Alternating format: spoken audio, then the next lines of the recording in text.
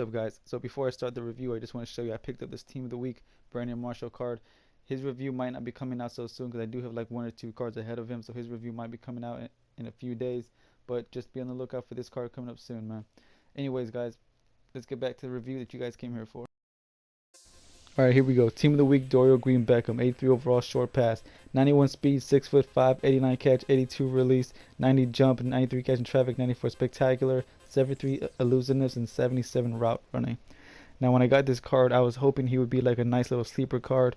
Honestly, guys, that was not the case. He did make some nice catches here and there, but for the most part, he failed more than he succeeded, which is never good, but it is what it is.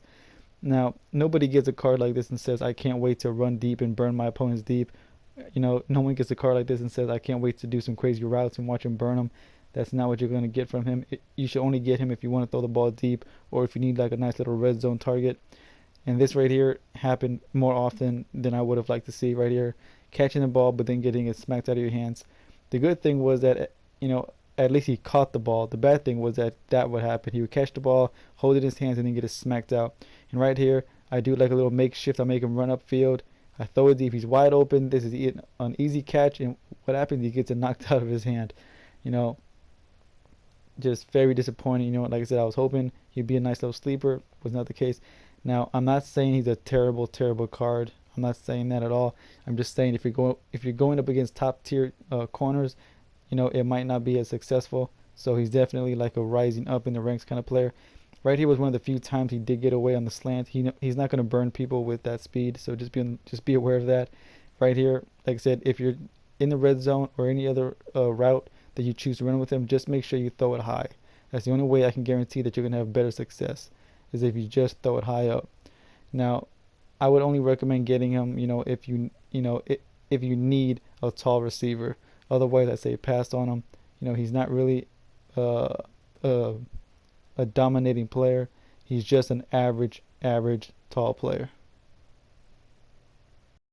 Anyways, guys, that's going to be the end of this review. My final thoughts: do I think he's worth 15K? That does sound about right to me. I was a little disappointed, in the way he played. I was hoping he would have been a nice little sleeper card, but that was not the case this time.